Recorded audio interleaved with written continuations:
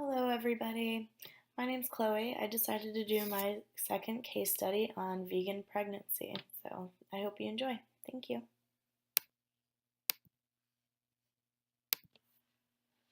Alright, so I just wanted to present you with a little patient background. Miss Liederman is a 32-year-old woman. She's just finishing her 13th week of pregnancy and entering into her second trimester. She's been on a vegan diet and eating lots of plant proteins and grains and beans since she was about 16. She appears to be at a normal weight for her pregnancy and has gained 3 pounds during the first trimester. She has no history of iron or any other nutrient deficiency, and she's an avid sunscreen user.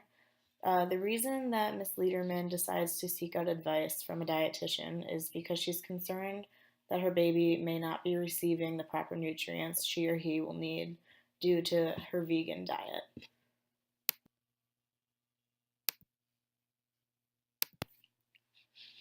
Before her visit to the doctor, Ms. Liederman was asked to complete a 3-day food journal for observation of her nutrient intake on a daily basis. After the observation, the results are listed here below.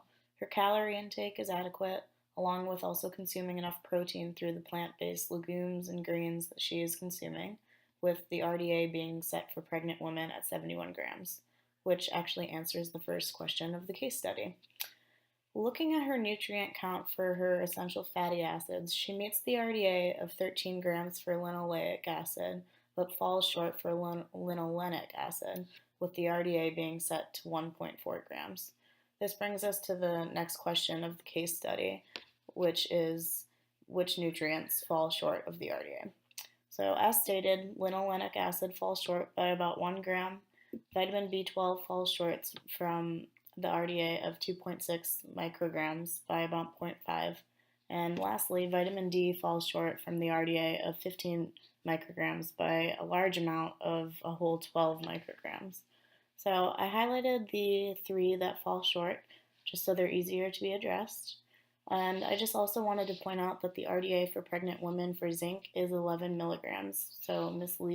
Liederman results are adequate in this case.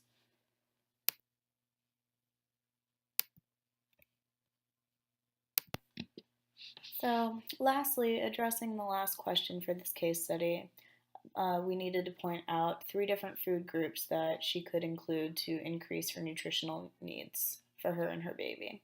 So, what I found from Whitney and Rolfs in Understanding Nutrition is some of the foods to increase for linolenic acid for being vegan could be just adding some soybean oil, canola oil, flaxseed, and walnuts into her diet.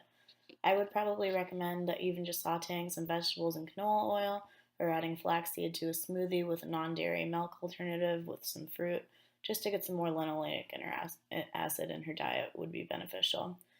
Dietary foods that will increase vitamin B12 could include nutritional yeast, which could also be added to smoothies, popcorn, or thrown in pasta, fortified non-dairy milk, and also breakfast cereals. So, fortified breakfast cereals also contribute 1 to 1.3 micrograms per cup of vitamin D as well. Also, in regards to vitamin D, 15 minutes of exposure a couple times a week to the sunlight could help raise her counts of vitamin D within her body. She would also need to not use as much sunscreen as she's regularly using to make sure that she's getting the full benefit of the UV light. Otherwise, including fortified non-dairy milk, soy products, and even some fortified orange juice in her diet will help increase her nutritional counts. Just 1 glass of 8 ounces of orange juice provides 2.5 micrograms of vitamin D.